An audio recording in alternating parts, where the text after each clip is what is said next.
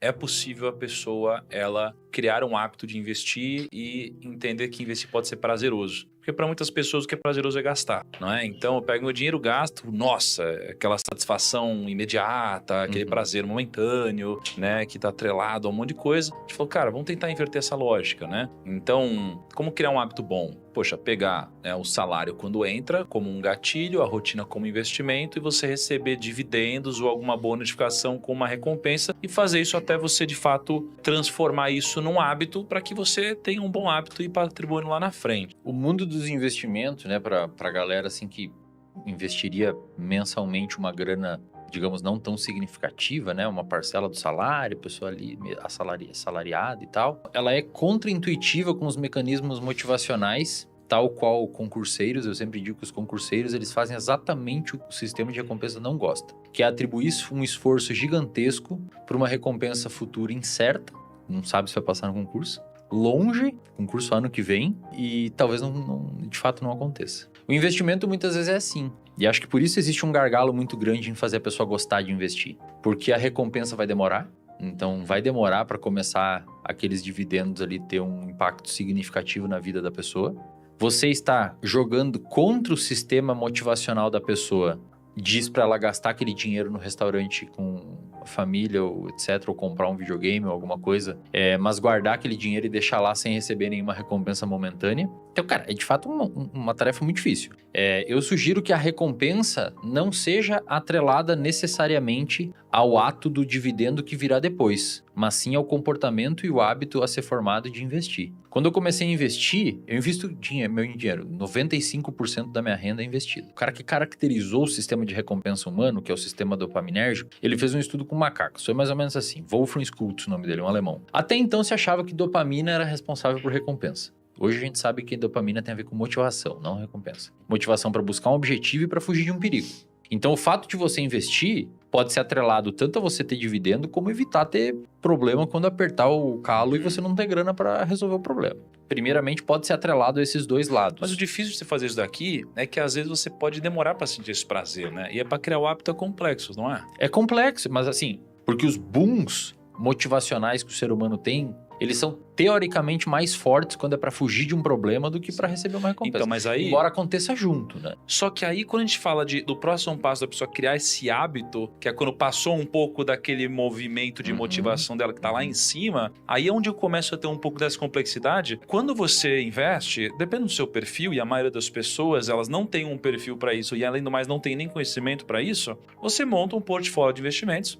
O capitalismo funciona dessa forma, onde você tem a capacidade produtiva crescendo, chega uma hora que depois você tem crise.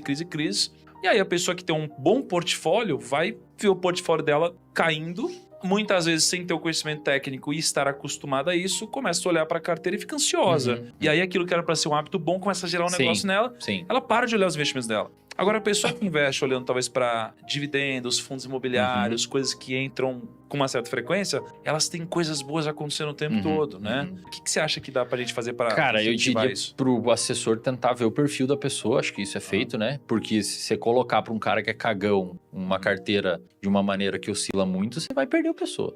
É a mesma coisa que chegar um cara na clínica que tem um perfil difícil de fazer as tarefas que você coloca pra ele e encher de tarefa, ele não vai vir na próxima consulta. Então acho que primeiro traçar o perfil comportamental, e é bem maneiro que tem formas elegantes de fazer isso. E naquele sujeito que é mais ressensível a recompensas previsíveis, você oferecer aquele gotejamento previsível para sustentar ele ali. E aquele sujeito que é menos sensível a isso, ela sente mais medo com flutuações da carteira, talvez você não exponha ele a esse contexto. Ou faz uma puta de uma educação em cima, ensinando essa flutuação. É uma coisa do Pessoas ser humano. impulsivas, de uma maneira geral, tendem a formar melhores hábitos. O comportamento humano é muito maluco, porque eu vou falar várias vezes, depende. Vou te dar um exemplo. A pessoa nasce com o sistema de impulsividade dela mais acelerado. Na verdade, existe uma doença que deixa a pessoa mais impulsiva e reduz a capacidade dela de controlar os seus comportamentos. Essa doença se chama adolescência. Porque, de fato, o adolescente ele não tem o córtex pré-frontal maduro, e o córtex pré-frontal que faz tomar decisões.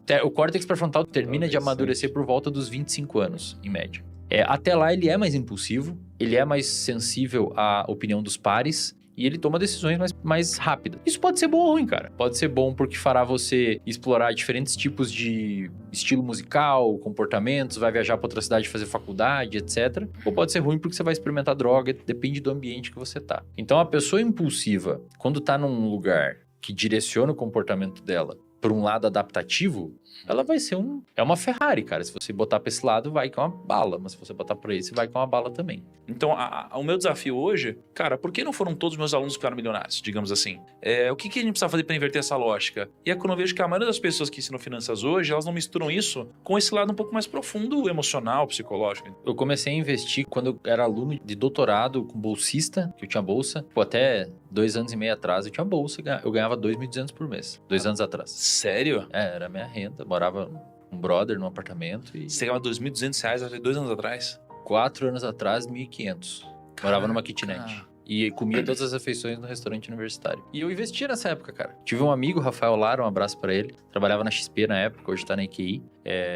Ele falou que... Ele falou assim, cara, eu preciso que você invista R$50 por mês, mesmo ganhando 1.500. Por quê? Porque eu preciso que você crie o comportamento de investir, o hábito de investir. Esses R$50 por mês, talvez daqui 30 anos te ajude, não sei o quê, mas eu preciso que você crie o hábito de investir.